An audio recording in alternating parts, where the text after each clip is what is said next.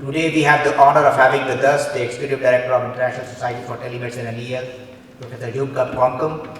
He is also the man who set up telemedicine at WHO more than 3 decades ago. Yunkap, for you. Okay. Thanks, Raj. And what an honor to be here. I thought I was only coming to give you moral support. But if you want me to say a few words, I'm in awe of having to say a few words in front of such an august audience. But I'll do my best to. Can they hear me? Yes, you got to get the mic. Oh, okay. I'm trying to think what you said. Yeah, no, really. When we bring the past and present together, this is what happens. Yes. This idea of representing the past, I'm not sure. Yeah, but it's really it's an honor to be here. When Raj asked me to come, I said okay, because it's Raj. I'm here for the day, by the way. I'm leaving tonight, so I'll say a few words because I think there's very little that I can tell you that is totally new. But there are a few things that I'd like to share with this group. We've been challenged by this code of conduct of responsibility that you see here.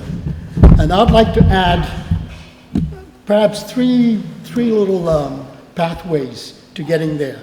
One of them has to do with advocacy that the last speaker talked about.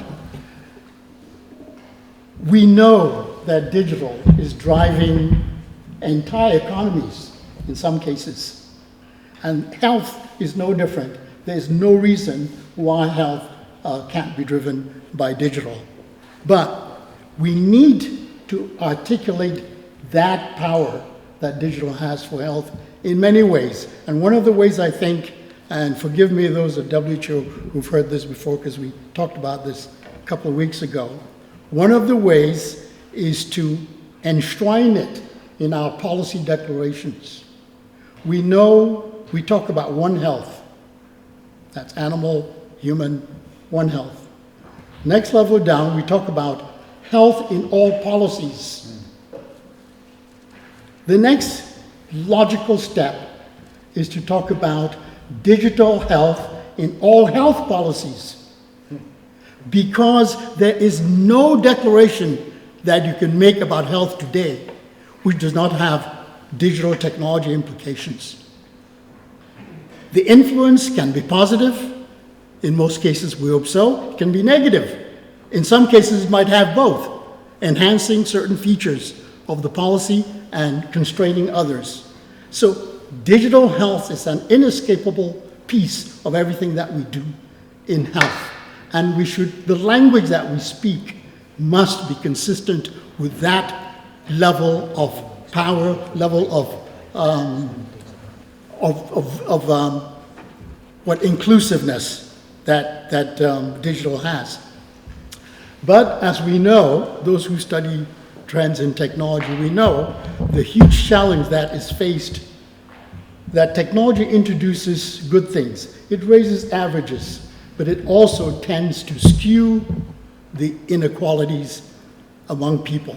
So we have to make guarded interventions about equity.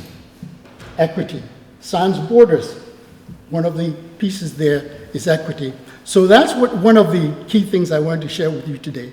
The other thing is the following. When I look around the room, and those of you who've heard this before, please forgive me, but I can't fail but be in awe of how much power the knowledge represented around the room, means. If each of us knew what everyone else knew, just think of how powerful that would be. And it's a concept that is scalable, infinitely scalable. It could be between two people. You share everything you know about a topic, and I share with you. Or you can do it among teams. You could do it in departments. You could do it in organizations. It's very powerful indeed, and it's something that we're trying to implement in an initiative that, again, GD Hub is very much involved in, called the Global Community of Telehealth Community of Practice. Knowledge sharing, which is, by the way, the mission of the international society that I represent. Knowledge sharing is one of our key beliefs, that if we share what we know, we have a good chance of achieving a lot more than if we don't share. And there's evidence, tons of evidence for it. And I'll quote just one such evidence. The late James Grant, Executive Director of UNICEF, used to say that fully 80% of the children who died during his term as Executive Director could have been saved because the knowledge to do so existed.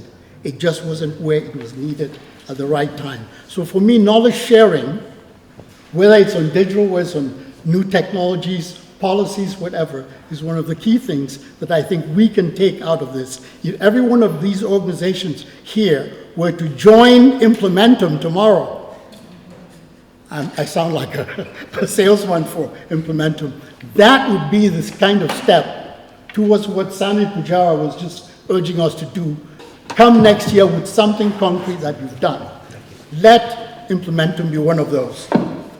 Thank you.